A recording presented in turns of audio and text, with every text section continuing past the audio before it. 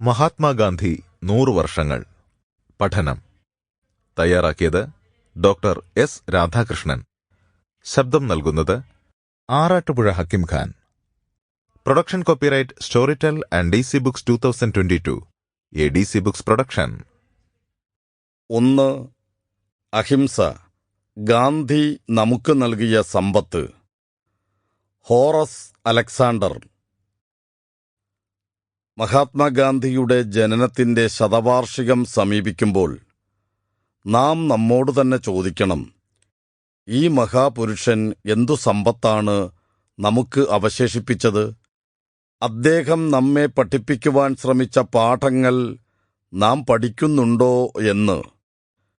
ഹിംസയുടെ ഉന്മാദലഹരിയിൽ സ്വയം നശിപ്പിക്കുക എന്ന വിപത്തിലകപ്പെട്ട ലോകത്ത് ധർമ്മവും നീതിയും സംരക്ഷിക്കുന്നതിന് അഹിംസാമാർഗങ്ങൾക്കുള്ള ഫലപ്രദായക ശക്തി പ്രദർശിപ്പിക്കുവാൻ തന്റെ സുദീർഘമായ പൊതുജീവിതം മുഴുവൻ ശ്രമം ചെയ്ത ആ മനുഷ്യൻ നിശ്ചയമായും പറയും, ഇല്ല, ഞാൻ പഠിപ്പിക്കാൻ ശ്രമിച്ചത് നിങ്ങൾ പഠിച്ചിട്ടില്ല എന്ന്.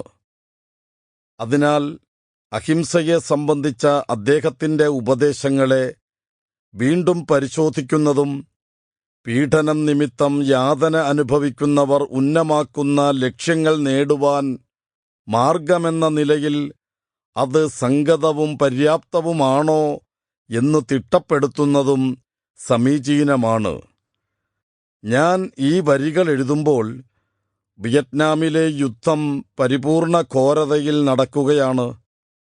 സാങ്കൽപ്പികമായ കൂടുതൽ ദുരിതത്തിൽ നിന്ന് ആരെ രക്ഷിക്കുവാൻ ഉഭയകക്ഷികളും പരിശ്രമിക്കുന്നുവോ ആ ജനങ്ങൾക്ക് സർവനാശവും ദുരിതവും വരുത്തിക്കൊണ്ട് മധ്യപൂർവദേശത്ത് അറബികളും യഹൂദരും ഒരു പുതിയ സംഘട്ടനത്തിന് പുനരായുധീകരണം നടത്തുകയാണെന്ന് തോന്നുന്നു. ആഫ്രിക്കയുടെ പല ഭാഗങ്ങളും സായുധ സംഘട്ടനത്തിൽ വ്യാപൃതമോ ഹിംസയുടെ പുതിയ പൊട്ടിപ്പുറപ്പെടലുകളായ അത്യാസന്ന വിപത്തിലോ ആണ്. ഞാനിത് എഴുതുന്ന അമേരിക്കൻ ഐക്യനാടുകളിൽ കഴിഞ്ഞ ശരത്കാലത്തുണ്ടായവയേക്കാൾ വളരെ വലുതായ വർണ്ണസമരത്തിന്റെ അക്രമപരമായ പൊട്ടിപ്പുറപ്പെടലുകൾ വരുന്ന ശരത്കാലത്ത് ഉണ്ടാകുമെന്നത്രേ പരക്കെയുള്ള അഭ്യൂഹം. അക്രമം പരസ്യമായി നടമാടുന്നതോ ഗുപ്തമായിരിക്കുന്നതോ ആയ സ്ഥലങ്ങളുടെ പട്ടിക വളരെ വിപുലമായേക്കാം.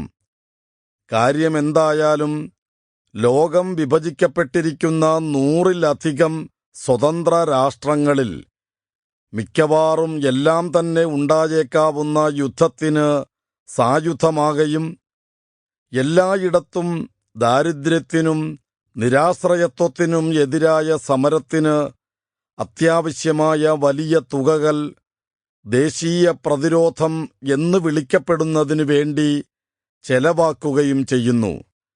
അപ്രകാരമുള്ള ഒരു ലോകത്ത് സാമൂഹികവും ദേശീയവുമായ എല്ലാ തെറ്റുകളും അഹിംസാത്മക പ്രവർത്തനത്തിൽ കൂടി ശരിയാക്കാമെന്ന ഗാന്ധിജിയുടെ ദൃഢാഭിപ്രായം ലോകത്തെ വിനാശത്തിൽ നിന്ന് രക്ഷിക്കുവാൻ അത്യുത്തമ പ്രത്യാശ നൽകുന്നുവെന്ന നിലയിൽ എല്ലാ ചിന്താശീലരായ സ്ത്രീ പുരുഷന്മാരാലും ആകാംക്ഷാപൂർവം പഠിക്കപ്പെടുകയില്ലേ എന്ന് വിചാരിക്കാം. എന്നാൽ ഇത് അങ്ങനെയല്ല. എന്തുകൊണ്ട്? അദ്ദേഹത്തിന്റെ വഴി നമ്മിൽ മിക്ക പേർക്കും അതികഠിനമാണെന്നത്രേ നിശ്ചയമായും ഇതിന്റെ ഉത്തരം.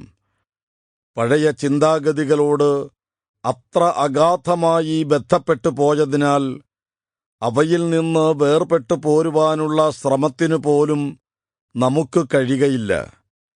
പലതരത്തിലുള്ള ഒഴുകഴിവുകളും നാം കാണുന്നു.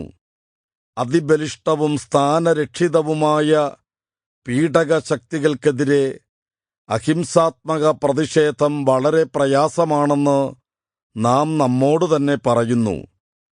ഗാന്ധിയെപ്പോലെ അനന്യസാധാരണമായ ധൈര്യവും അച്ചടക്കവുമുള്ള മനുഷ്യർക്ക് മാത്രമേ ഇത്തരത്തിലുള്ള ഔന്നത്യങ്ങൾ Sample complete. Ready to continue?